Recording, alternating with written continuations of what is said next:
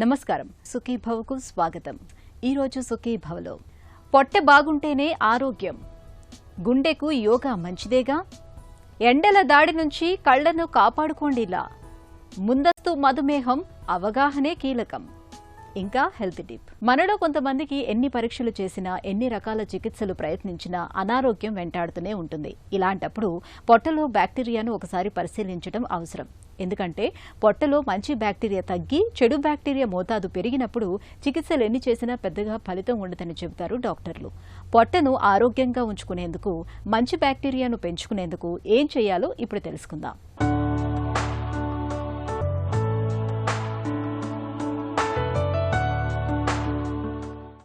మన పేగుల నిండా కోటాను కోట్ల బ్యాక్టీరియా సజీవంగా తిరగాడుతోంది. వీటిలో ఎన్నో రకరకాలున్నాయి. ఇవి ముఖ్యంగా పెద్ద పేగు, చిన్న పేగుల్లో నివాసం ఉంటూ అనుక్షణం రకరకాలుగా మనకు మేలు, సహాయం చేస్తున్నాయి. తిన్న ఆహారాన్ని జీర్ణం చేసుకోవడం దగ్గర నుంచి భారీ సైన్యంలా పనిచేస్తూ హానికారక సూక్ష్మజీవుల నుంచి మన పేగులకు రక్షణగా పహారా కాస్తుంటాయి. అలాగే విటమిన్ B12, విటమిన్ K వంటి పోషకాలను ఉత్పత్తి చేస్తుంది. సహజమైన యాంటీబయాటిక్స్, ఆమ్లాలు, హైడ్రోజన్ పెరాక్సైడ్ వంటివి ఉత్పత్తి చేయడం ద్వారా పేగుల్లో ఇన్ఫెక్షన్లు రాకుండా రక్షణగా నిలుస్తుంది. మన రోగ నిరోధక వ్యవస్థను బలోపేతం చేసి రోగకారకాలపై పోరాడే యాంటీబాడీల ఉత్పత్తిని ప్రోత్సహిస్తాయి. విషతుల్యాలు, అలర్జీ కారకాలు, హానికారకమైన సూక్ష్మజీవులపై పోరాటానికి సిద్ధం చేస్తుంది. అయితే ఈ బ్యాక్టీరియా అంతా మంచిదే కాదు. దీనిలో దాదాపు 10% చెడ్డ బ్యాక్టీరియా కూడా ఉంది. దీని ప్రాబల్యం పెరిగితే పొట్టలో గ్యాస్ పెరగడం, అజీర్ణం, విరేచనాల వంటివి చుట్టుముడతాయి. కొన్నిసార్లు ఇవి క్యాన్సర్లకు కారణం కావచ్చని తాజా పరిశోధనలు స్పష్టం చేస్తున్నాయి. గట్ హెల్త్ అంటే మనకి జీర్ణకోశం ఆరోగ్యంగా ఉండాలి అనుకుంటే మనకి ఒక బ్యాలెన్స్డ్ సమతులిత ఆహారం ఉండాలి.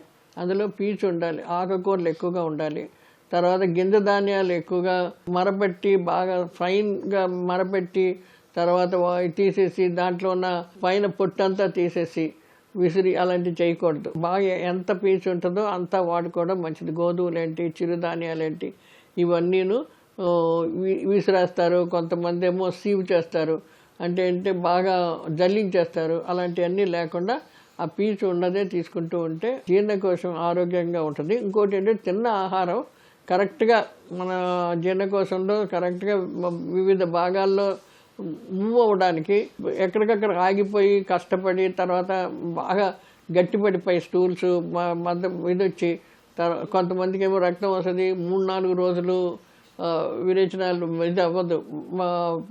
ఇది ఉండడం వల్ల చాలా రకాల ప్రాబ్లమ్స్ వస్తాయి. ఒకటి షుగర్ పేషెంట్స్కి షుగర్ పెరిగిపోద్ది, బీపీ పెరిగిపోద్ది. ఇంకోటి ఏంటంటే చాలా అలసట కింద ఫీల్ అయ్యి ఈ రకాల ప్రాబ్లమ్స్ మెంటల్ హెల్త్ వాళ్ళు చాలా అన్ఈజీగా ఉండి రిలేటెడ్ ప్రాబ్లమ్స్ చాలా ఎక్కువైపోతాయి. కాబట్టి ఆరోగ్యకరమైన ఇది ఉండాలి.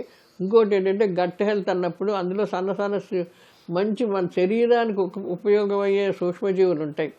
వాటిని పెంచడానికి కూడాను మనం తీసుకునే ఆహారంలో అవి కూడా బాగా ఇదవుతాయి. కాబట్టి డైజెషన్ చాలా ఈజీగా అవుతూ ఉంటుంది. వాటిని దానికి కూడా ఆలోచించి పెట్టుకొని మనం దాని ప్రకారమైన ఆహార పదార్థాలు వాడాలి. నేటి ఆధునిక యుగంలో విచక్షణారహితంగా యాంటీబయాటిక్స్ వాడడం, శుద్ధి చేసిన రిఫైన్డ్ ఆహార పదార్థాలు ఎక్కువగా తింటుండడం వల్ల మన పొట్టలో మంచి బ్యాక్టీరియా బలహీనపడి చెడ్డ బ్యాక్టీరియా బలోపేతమవుతోంది. ఈ నేపథ్యంలో ఆహారపు అలవాట్ల ద్వారా పొట్టలో మంచి బ్యాక్టీరియాని పెంచుకోవటం చాలా అవసరం.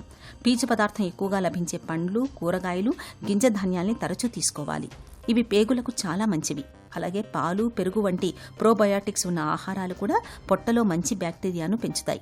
జంక్ ఫుడ్, ప్రాసెస్ చేసిన ఆహారాలకు ఎంత దూరంగా ఉంటే అంత మంచిది. వేళకు తినడం, చాలినంత నిద్ర, తగినన్ని నీళ్లు తాగడము ముఖ్యమే. పొగ, మద్యం వంటి అలవాట్లు పొట్ట ఆరోగ్యాన్ని దెబ్బతీస్తాయి. తీవ్రమైన ఒత్తిడి కూడా పొట్ట ఆరోగ్యంపై ప్రభావం చూపుతుంది. కాబట్టి ఒత్తిడిని తగ్గించుకునే ప్రయత్నాలు చేయాలి. రెడీమేడ్ ఫుడ్స్ కొన్ని దొరుకుతున్నాయి. అందులో ఎన్నో రకాలు, అంటే బాగా ఉడకడానికి కానీ వీటికి కానీ, తర్వాత ఈ దీని కింద యాడ్ చేసేస్తారు. ఇదిగా ఉండాలని బేకింగ్ పౌడర్ అని, బేక్ టీ అని, ఇలాంటి కొన్ని కెమికల్స్ యాడ్ చేసి దాన్ని ఏమో బాగా తొందరగా ఉడకడానికి కానీ ఇట్లు కానీ చేస్తుంటారు. దానివల్ల కూడా మన శరీర ఆరోగ్యం దెబ్బతినవచ్చు. అటువంటి కెమికల్స్ యాడ్ చేసిన ఫుడ్ మంచిది కాదు. ఇంకోటి డీప్ ఫ్రైడ్ ఫుడ్స్, అదే ఆయిల్లో వేయించిన ఫుడ్స్ కూడా తినకూడదు. అది కూడా చాలా మటుకు ప్రాబ్లమ్స్ వస్తాయి. ఆయిల్లోని అదే ఆయిల్లో వేపి అది చేసుకున్న ఈ ఫుడ్ తింటూ ఉంటే కొత్తగా రీసెర్చ్ ఏంటంటే ఎన్నో రకాల క్యాన్సర్లు కూడా వచ్చే సూచనలు వస్తున్నాయి. కాబట్టి మనం జాగ్రత్తగా ఆహారంలో మటుకు ఫ్రెష్గా ఉండి ఎక్కువగా ఫైబర్ ఉండి, అంటే పీచు ఎలా వస్తుంది ఆకుకూరల్లోనూ, తర్వాత ఇటు గింజ ధాన్యాలు మరపెట్టినవి అదంటే ఆ పొట్టుతోటే వాడుకొని పొట్టుతోటి తింటూ ఉంటే పీచు మనకు ఎక్కువ వస్తుంది. కాబట్టి ఆరోగ్యకరంగా ఉంటుంది. మలబద్ధకం తక్కువ వస్తే ఆ గట్టు యొక్క ఆరోగ్యం కూడా బాగా పెరుగుతుంది. గట్టులో కూడా మైక్రో ఆర్గానిజమ్స్ ఉంటాయి. ఎక్కడ ఇది చేయకుండా ఆరోగ్యకరంగా ఉండడం, బాగా డైజెస్ట్ అయింది నెమ్మదిగా తీసుకెళ్ళడం కూడా ఉంటాయి. వాటిని చంపేయడానికని మనం ఎక్కువ కెమికల్లీ యాడెడ్ ఫుడ్స్ ఎక్కువగా వాడామనుకోండి, అవి చచ్చిపోతే మన అనేక రకమైన డైజెస్టివ్ ప్రాబ్లమ్స్ వస్తాయి. వాటిని మన ఆరోగ్యకరానికి ఆ గట్టులో ఉన్న సూక్ష్మజీవుల్ని పెంచే శక్తి కూడా మనం పెంచుకోవాలి. అలా ఉంటేనే మనకు ఆరోగ్యంగా ఉంటాం. పొట్టను ఆరోగ్యంగా ఉంచుకోవడానికి పేగుల్లో చెడ్డ బ్యాక్టీరియా పెరగకుండా చూసుకోవడం చాలా అవసరం. ఇందుకు ఎంతో అవసరమైతే తప్పించి యాంటీబయాటిక్స్, యాంటాసిడ్, స్టెరాయిడ్ మందుల్ని వాడకూడదు. అలాగే విరేచనాలయ్యేందుకు మందులు తీసుకోవడమూ మంచిది కాదు. వాటి వల్ల పొట్టలోని మంచి బ్యాక్టీరియా కూడా కొట్టుకుపోతుంది. ఆహారంలో తీపి, చక్కెరలు ఎక్కువగా ఉండే పదార్థాలు, బాగా శుద్ధి చేసిన రిఫైన్డ్ పదార్థాలని బాగా తగ్గించాలి. ఇవి పేగుల్లో పులిసినట్లయి చెడ్డ బ్యాక్టీరియా పెరిగిపోయేందుకు దోహదం చేస్తాయి. మాంసాహారాలు బ్యాక్టీరియాతో చర్య జరిపి పేగుల కణాల్లోని డిఎన్ఏలో మార్పులు తెచ్చే అవకాశం ఉంటుంది. కాబట్టి మాంసాహారాన్ని సాధ్యమైనంత తక్కువగా తింటూ పీచు పదార్థాలు ఎక్కువగా తీసుకోవాలి. ఇక మద్యం అనేది పేగుల్లోని మంచి బ్యాక్టీరియాను దెబ్బతీయడంతో పాటు చెడ్డ బ్యాక్టీరియా ప్రభావం పెరిగేలా కూడా చేస్తుంది. కాబట్టి తరచూ మద్యం తాగకుండా ఉండడం పొట్టకు మంచిది. తాజా పండ్లు, పెరుగు, మజ్జిగ వంటివి ఎక్కువగా తీసుకోవడం పేగుల్లోని మంచి బ్యాక్టీరియాకు ఎంతో మేలు చేస్తుంది. హెల్త్ న్యూస్ మీకోసం.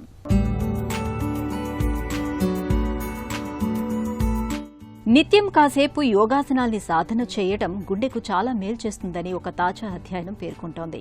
బీపీ, షుగర్, కొవ్వు శాతం పెరగటం, వాపు స్వభావం ఇవన్నీ గుండె జబ్బుకు దారితీసే ప్రేరేపకాలే.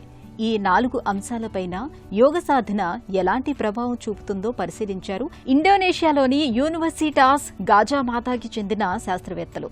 అధ్యయనంలో భాగంగా ఈ 4 ప్రేరేపకాల ముప్పు ఎక్కువగా ఉన్న సుమారు 2700 మంది ఊబకాయిలకు యోగాని పరిచయం చేశారు. యోగా సర్వరోగ నివారణి అంటూ అతిశయోక్తులకు పోలేదు పరిశోధకులు. సరైన ఆహారం, ఔషధాలకు యోగాను కూడా జత చేస్తే చక్కటి ఫలితాలు కనిపిస్తాయని తమ పరిశోధనలో వారు తేల్చి చెప్పారు. అన్నిటికన్నా యోగా అనేది బీపీ సమస్యపైన చక్కటి ప్రభావాన్ని చూపిస్తున్నట్లు అధ్యయనంలో గుర్తించారు. 3-4 నెలలు సాధన చేసినా చాలు సిస్టాలిక్ రేంజ్ 2.06 పాయింట్ల వరకు తగ్గుతోందని పరిశోధకులు తేల్చి చెబుతున్నారు. హృద్రోగం పరంగా ఇది గణనీయమైన మార్పు అని వారు పేర్కొంటున్నారు. షుగర్ విషయానికి వస్తే ఉదయం వేళ ఫాస్టింగ్లో పెద్దగా మార్పు కనిపించకపోయినా ఆహారం తిన్న తర్వాత పెరిగే గ్లూకోజ్ను యోగా చక్కగా నియంత్రిస్తున్నట్లు పరిశోధనలో గుర్తించారు. చెడు కొవ్వు కూడా 0.08 mmOL తగ్గి ఇంచుమించు అంతే స్థాయిలో మంచు కొవ్వు పెరుగుతోందని తేల్చారు.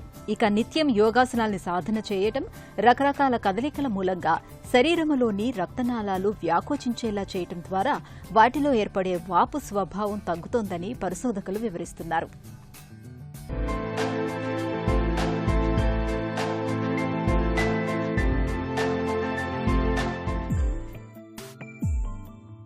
మన శరీరం ఒక పెద్ద రసాయనిక కర్మాగారం లాంటిది. ఈ పెద్ద ఫ్యాక్టరీలో నిత్యం ఎన్నో వేల రసాయనిక జీవక్రియలు నిరంతరాయంగా జరుగుతూనే ఉంటాయి. ఈ ప్రక్రియలో అనేక వ్యర్థాలు, విషపూరిత విశృంఖల కణాలు కూడా పుట్టుకొస్తుంటాయి. వీటి మోతాదు ఎక్కువవుతున్న కొద్దీ మన శరీరంలో సమస్యల తాకిడి కూడా పెరుగుతూ పోతుంది. అనారోగ్యాన్ని తెచ్చిపెట్టే ఇలాంటి విశృంఖల కణాల్ని అడ్డుకునేందుకు చ్యవనప్రాశ్య లేహ్యం బాగా ఉపయోగపడుతుంది. ఉసిరి ప్రధాన ద్రవ్యంగా ఉండే ఈ లేహ్యంలో సుమారుగా 30-40 మూలికల వరకు వాడతారు. సింహభాగం ఉసిరి కావడంతో చ్యవనప్రాశ్య లేహ్యం మన శరీరంలో ఒక మంచి యాంటీఆక్సిడెంట్ పోషకంగా పనిచేస్తుంది. అనారోగ్యానికి గురైనవారే కాదు, ఆరోగ్యంగా ఉన్నవాళ్లు కూడా నిత్యం చ్యవనప్రాశ్య లేహ్యాన్ని తీసుకోవచ్చు. చిన్నపిల్లలకైతే 5 గ్రాములు, పెద్దలు 10 గ్రాముల పరిమాణంలో ఉదయం, సాయంత్రం భోజనానికి ఒక అరగంట ముందు తీసుకోవచ్చు. అనుపానంగా గోరువెచ్చటి పాలను తాగాలి. చీటికీ మాటికి ఏదో ఒక అనారోగ్యంతో బాధపడేవారికి, సన్నగా బలహీనంగా ఉన్నవారికి చ్యవనప్రాశ మంచి ఔషధం. ముఖ్యంగా బరువు పెరగాలనుకునేవారు నిత్యం చ్యవనప్రాశ లేహ్యాన్ని తీసుకుంటే త్వరగా బరువు పెరుగుతారు. టీబీతో బాధపడేవారు టీబీ మందులు వాడుతూ మరోవైపు చ్యవనప్రాశను తీసుకుంటే వారిలో రోగనిరోధక శక్తి బాగా పుంజుకుంటుంది. చ్యవనప్రాశ లేహ్యానికి అనుపానంగా మేకపాలను తీసుకుంటూ ఉంటే టీబీ నుంచి త్వరగా బయటపడతారు. దగ్గు ఎంతకీ తగ్గకుండా బాధిస్తున్నప్పుడు నిత్యం 2 పూటలా చ్యవనప్రాశను తీసుకుంటూ అనుపానంగా గోరువెచ్చటి నీళ్లను తాగుతుంటే ఎంత తీవ్రమైన దగ్గైనా ఇట్టే తగ్గుముఖం పడుతుంది. అయితే చ్యవనప్రాశలో చక్కెర, బెల్లం, తేనె వంటి తీపి పదార్థాలుంటాయి కాబట్టి షుగర్తో బాధపడేవాళ్లు ఈ లేహ్యానికి దూరంగా ఉండటమే మంచిది. వేసవిలో వేడి ఉక్కుపోతలతో చర్మానికే కాదు మన కళ్లకు కూడా సమస్యల తాకిడి పెరుగుతూ ఉంటుంది. తీక్షణమైన ఉష్ణం మూలంగా కళ్లల్లో తడి ఇంకిపోతూ తరచుగా పొడారిపోతూ ఉంటాయి. అంతేకాదు వేసవిలో దుమ్ము, ధూళి కూడా బాగా రేగిపోతూ ఉంటుంది. బయటకు వెళ్లినప్పుడు ఈ దుమ్ము, ధూళి మూలంగా కళ్ళు 2 ఎర్రబారి నీరు కారుతూ ఉంటాయి. మరి ఇలాంటప్పుడు ఏం చెయ్యాలి? వేడి ఉక్కపోతలు, దుమ్ము, ధూళి తదితరాల నుంచి కళ్లను ఎలా కాపాడుకోవాలి? వేసవిలో కళ్ల సంరక్షణ గురించి ఇప్పుడు తెలుసుకుందాం. సమ్మర్లో ఒకటేమో ఏమంటే డే డ్యూరేషన్ ఎక్కువ, నైట్ డ్యూరేషన్ తక్కువ. రెండోది ఎన్విరాన్మెంట్లో వేడి ఎక్కువ ఉండే దానివల్ల ఎవాపరేషన్ ఈజీగా అవుతుంది. బాడీ నుంచి ఎవాపరేషను, కండ్ల నుంచి ఎవాపరేషన్ జరిగి డ్రై అయ్యే అవకాశం ఉంటుంది. ఇంకోటి ఈ సమ్మర్లోనే మనము అవుట్డోర్ ఎక్కువ చేస్తుంటాము. ఎందుకు? హాలిడేస్ అని, టూర్స్ అని ఇలాంటివి. ఈ అవుట్డోర్ యాక్టివిటీ ఎక్కువ ఉన్నప్పుడు కూడా ఈ డ్రై ఐ అనేది ఎక్కువగా ఉంటుంది. ఇంకోటి ఈ సమ్మర్ దీంట్లో ఈ గాడుపు, ఈ గాలి కూడా ఎక్కువ ఉంటుంది కాబట్టి ఈజీగా ఈ ఎవాపరేటివ్ డ్రై అనేది కామన్. ఇంకోటి డీహైడ్రేషన్, బాడీలో ఫ్లూయిడ్ తగ్గుతుంది ఈ సమ్మర్లో. ఈ డీహైడ్రేషన్ ఉన్నప్పుడు కూడా టీయర్ సెక్రెషన్ తగ్గి ఈ డ్రై అయ్యే వచ్చే అవకాశం ఉంది. సమ్మర్లో ఐ కేర్ అంటే బయట పోయినప్పుడంతా తప్పనిసరిగా protective glasses. So it will prevent the evaporation, it will prevent the harmful effects of the ultraviolet race. So ఈ అల్ట్రావైలెట్ రేస్ వల్ల ఈ టెరిజియం అనే జబ్బు, క్యాట్రాక్ట్ అనే జబ్బు, మ్యాకులార్ డీజనరేషన్ అనే జబ్బులు వస్తుంటాయి. కాబట్టి కంపల్సరీగా బయట తిరిగినప్పుడు సమ్మర్లో ప్రొటెక్టివ్ ఐవేర్ ఒకటి ఇంపార్టెంటు.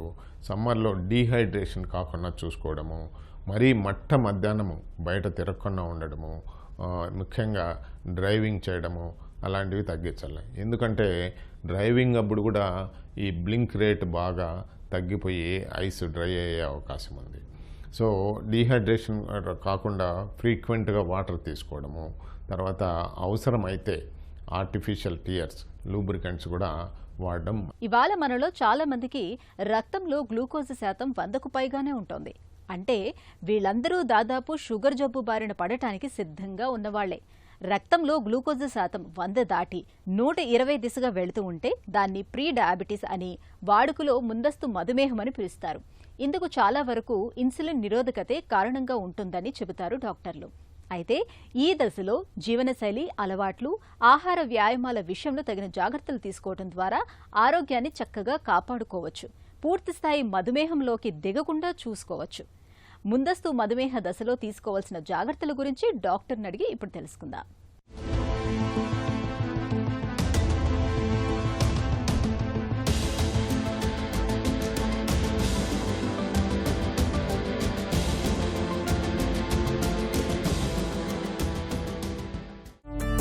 ప్రీ డయాబెటిస్ అంటే ఏంటి?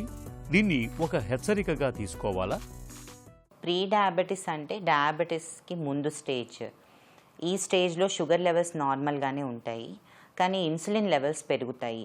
సో ఈ స్టేజ్ని గుర్తించాలి అంటే HbA1c test, fasting blood sugar, post prandial blood sugar చేయాలండి. HbA1c between 5.7 to 6.4, fasting blood sugar between 100 to 124, post prandial అంటే తిన్న తర్వాత బ్లడ్ షుగర్ బిట్వీన్ 180 to 200 ఉంటే ప్రీ డయాబెటిస్ అంటాము. ఈ స్టేజ్లో సిమ్టమ్స్ అనేవి ఉండవు. సో జనరల్గా వెయిట్ పెరుగుతాము, వెయిట్ లాస్ అవ్వటం కష్టంగా ఉంటుంది. ఎస్పెషల్లీ పొట్ట భాగంలో వెయిట్ అధికంగా వచ్చేస్తుంది.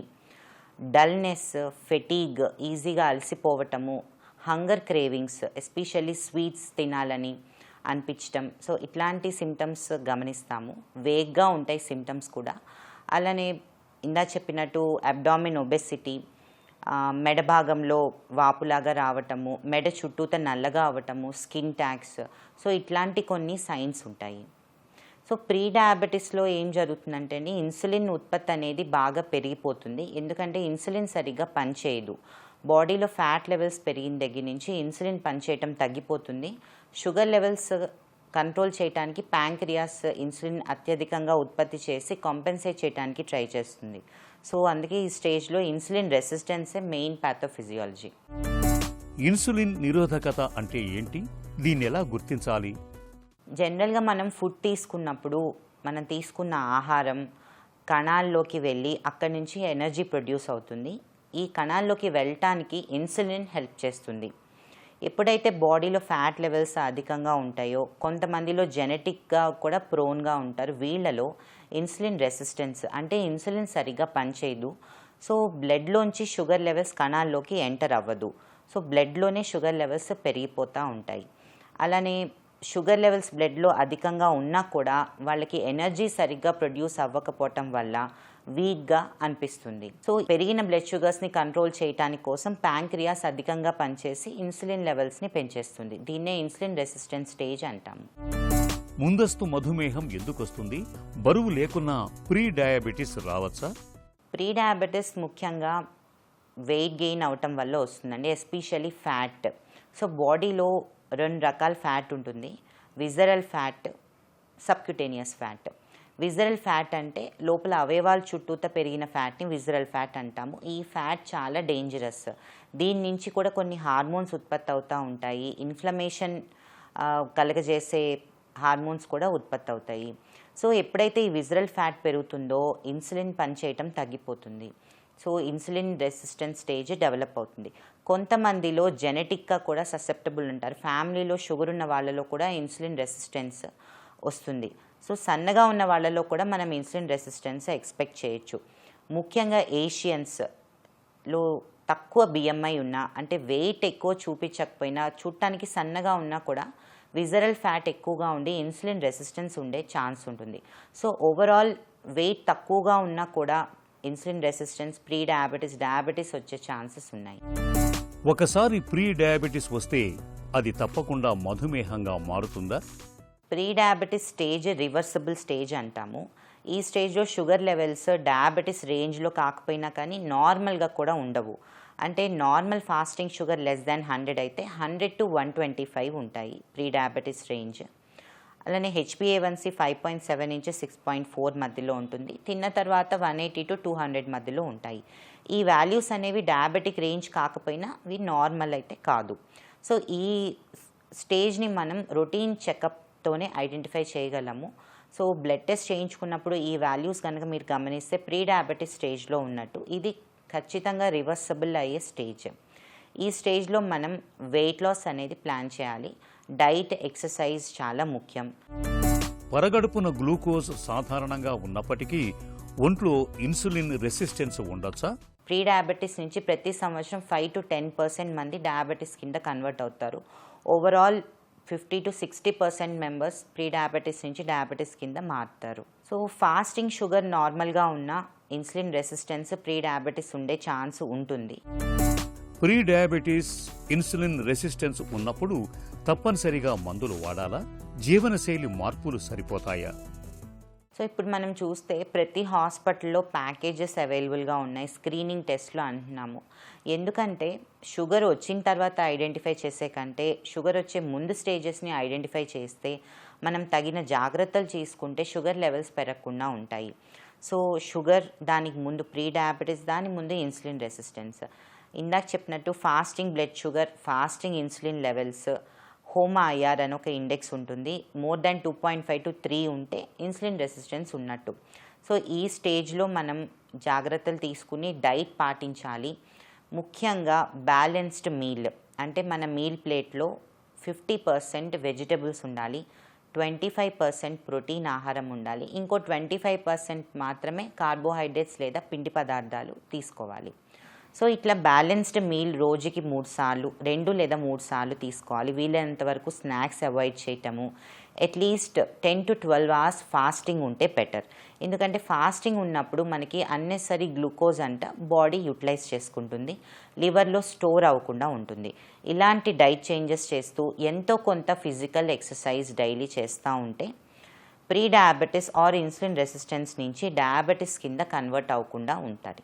కొంతమందిలో మెడిసిన్స్ అనేవి బాగా హెల్ప్ చేస్తే, ఎస్పెషల్లీ పీసీఓడి ఉన్న వాళ్ళలో లేదా ఆబ్స్ట్రక్టివ్ స్లీప్ అప్నియా అంటాము, అంటే ఆయాసం ఉండి వాళ్ళు డైట్ అండ్ ఎక్సర్సైజ్ చేయలేరు, లేదా నీ ఆర్థరైటిస్, సో 2 మోకాళ్ళ నొప్పులతో ఎక్సర్సైజ్ అనేది అస్సలు చేయలేరు. సో ఇలా సెలెక్టెడ్ పేషెంట్స్లో మెడిసిన్స్ బాగా పనిచేస్తాయి. మధుమేహంతో పాటు ఇతరాత్ర జీవనశైలి జబ్బుల్ని తెచ్చిపెట్టే ఇన్సులిన్ నిరోధకతకు అడ్డుకట్ట వేసేందుకు ఆహార వ్యాయామాలే మేలైన పరిష్కారాలు. ఈ దశలో సమతుల ఆహారం, నిత్యం చాలినంత వ్యాయామం, తరచూ ముందస్తు పరీక్షలు ఇవే ఆరోగ్యాన్ని దివ్యంగా ఉంచే తారక మంత్రాలు. ఇక ఈరోజు కార్యక్రమాన్ని ముగించే ముందు ఒక చిన్న చిట్కా మీకోసం. వేసవిలో తరచూ కొబ్బరి నీళ్లను తాగుతూ ఉండండి. వీలైతే కొబ్బరి నీళ్లలోకి కాసింత గ్లూకోజును కలుపుకొని తాగడం మరీ మంచిది. వేసవి బడలిక, నీరసం ఇట్టే తగ్గిపోతాయి.